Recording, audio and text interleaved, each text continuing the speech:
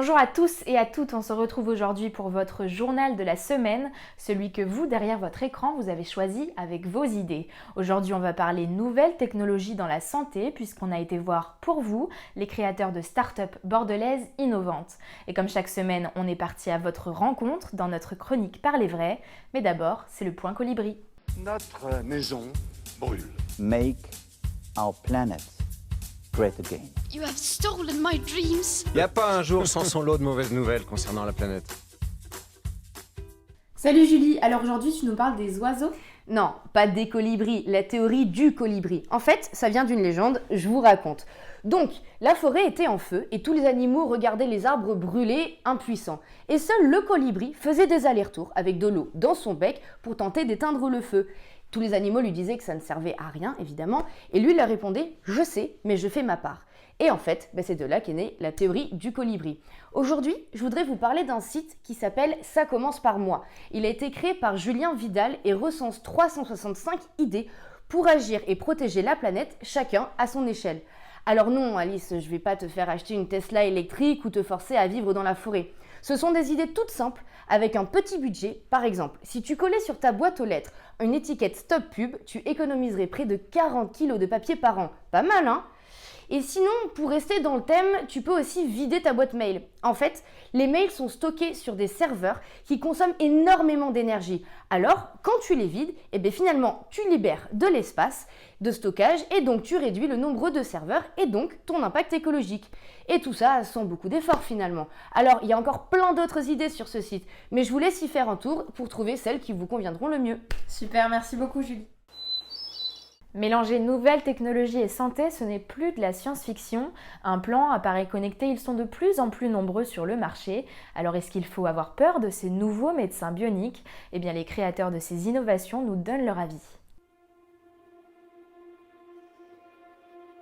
Qui n'a pas rêvé de devenir immortel et de faire tomber cette dernière barrière qui sépare l'homme de l'impossible ?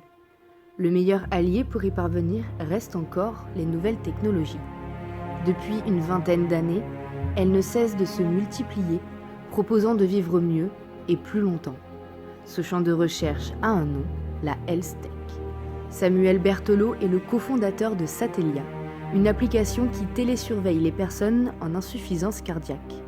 Avec 500 000 personnes touchées en France, son but est de détecter à distance les premiers symptômes d'infarctus 5 jours avant une hospitalisation. Je trouve que dans le domaine de la santé, ça croît énormément, à l'instar de on va dire, le transport et le domaine hôtelier il y a quelques années. Pierre Cosson a fondé Arsenal Chirurgical, une application dédiée aux établissements de santé pour que les blocs opératoires puissent réserver facilement du matériel chirurgical et ainsi pouvoir couvrir toutes sortes d'interventions. Il y avait quand même un gros retard dans la santé. Mais le retard, il est dû aussi à la réticence des gens à accepter l'innovation. On l'a vu pour l'innovation vraiment médicale qui touche le patient, il y a des études cliniques assez longues, donc des barrières assez compliquées et assez coûteuses. Donc tout le monde ne va pas se lancer à apporter de l'innovation sur un dispositif médical ou un médicament. Il faut et les moyens et la patience pour le faire.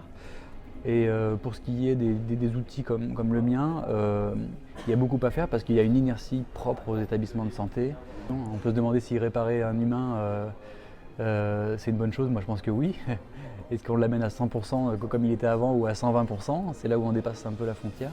Tout le gain il s'est fait ces dernières années, pas forcément sur les implants, même s'il y en a, mais surtout sur le type de chirurgie, c'est beaucoup moins invasif. Jouer aux apprentis sorciers peut s'avérer dangereux. Alors, quand il s'agit de nos corps, nous ne sommes pas toujours prêts à accepter qu'un micro-robot se loge sous notre peau.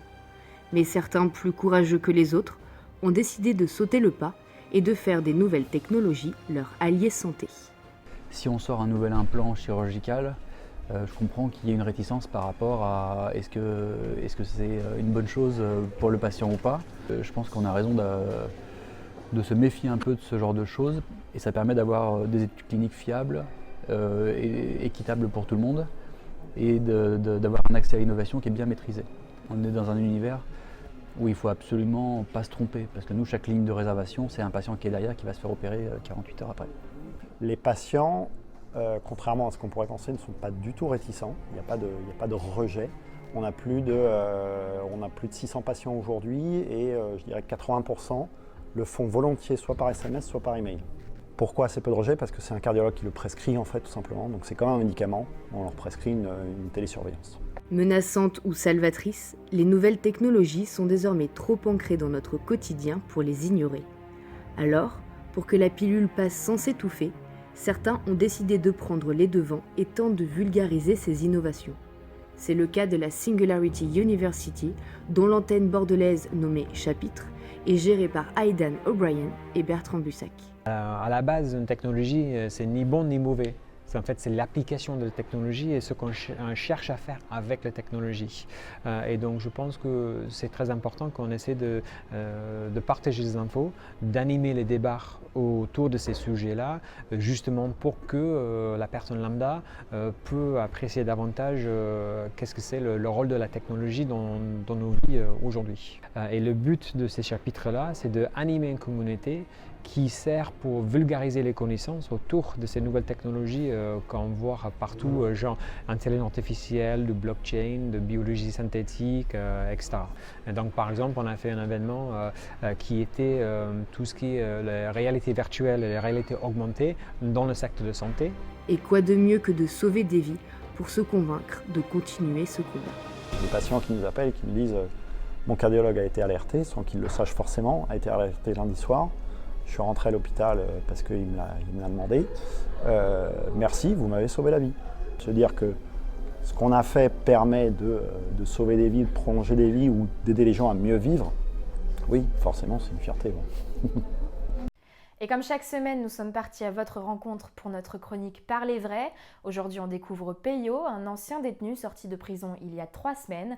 Il nous explique pourquoi, d'après lui, la réinsertion n'existe pas. Je m'appelle Peyo d'Hospital Olizaval. Je suis du Pays Basque. Mais il n'y a pas de réinsertion. En prison, tu y vas, tu as la dame de la prison qui te dit où vous voulez travailler, ou le monsieur de la prison où vous voulez travailler. Oui, bien sûr, pour toucher un petit pécule pour nos cantines, tu vois, pour s'acheter notre tabac, un petit gâteau, du café. Tu vois des gens qui vont venir, des assistants sociaux, tout ça, mais il y en a ni qu'ailleurs. Et pourquoi tu dis ça? C'est rien, au bout du compte. Donc toi, quand t'es sorti, t'as fait quoi en fait? T'es allé voir... J'ai trouvé une association qui s'occupe de mon dossier social, Emmaüs, là où je dors le soir, où je peux me doucher, faire mon linge, manger un petit repas. Tu vois rien d'autre. Pour le travail, tu n'as reçu aucune aide? Mais qu'est-ce que tu veux que... J'ai une plaque en fer dans le dos. Je suis marin pêcheur, je suis tombé 3 fois dans la mer. Et j'ai pris la boucle du chalut dans le dos, la manille. J'ai une plaque en fer qui me tient les vertèbres et tout. Normalement, je dois toucher une allocation handicapée. Mon dossier est envoyé, j'attends. Il y a quand même des gens qui t'aident au quotidien, tu disais Emmaüs ou des gens hier? Tu sais, ouais, il y a Emmaüs, je reconnais, je fais ma petite manche de la journée pour mes cigarettes et tout le machin. Et ça va, tu sais, nous, on sait survivre. Qu'est-ce qu'on peut te souhaiter aujourd'hui? Qu'est-ce que tu sais? C'est quoi tes projets d'avenir? Tu nous parlais... Je vais moi repartir chez moi, tu sais, avec mes 3 moutons, mes 3 canards, mes 3 oies. Ton chien? Et puis, tu sais, comme les Arabes disent, Inch'Allah. C'est la fin de votre journal, on se retrouve la semaine prochaine pour de nouveaux sujets inspirés par vous. Et on se quitte avec le scroll, ce que vous avez retenu sur Twitter cette semaine. Allez, à la prochaine! This year's prize is about alleviating poverty. Abhijit Banerjee, Esther Duflo och Michael Kramer för deras experimentella ansats för att mildra global fattigdom. Madame la Présidente, je vais vous demander, s'il vous plaît, au nom de nos principes laïques, de bien vouloir demander à l'accompagnatrice qui vient de rentrer dans cette salle, de bien vouloir retirer son voile islamique, s'il vous plaît. Et quand j'ai accouché, donc ils nous ont donné le bébé quelques secondes dans les bras. J'ai pu le porter juste quelques secondes. Ils nous l'ont très rapidement enlevé. Mais voilà, il a été hyper fort et aujourd'hui il va bien. Enfin, il va bien. Il a encore des tuyaux partout. Hein. Mais ça va, c'est bientôt fini. Dans une dizaine de jours, il va rentrer à la maison.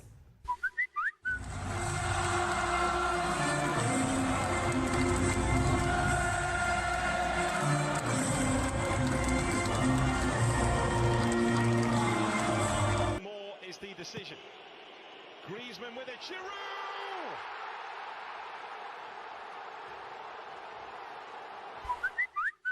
Il nous reste 2 minutes. Une sourate du Coran. Oh, les croyants ne prenaient pas pour alliés les juifs et les chrétiens. S'ils sont alliés les uns des autres, et celui d'entre vous qui les prend pour alliés devient un des lieurs, Allah ne guide certes pas les gens injustes. Ou alors, saisissez-les, tuez les polythéistes. Ça, c'est de l'islam ou de l'islamisme?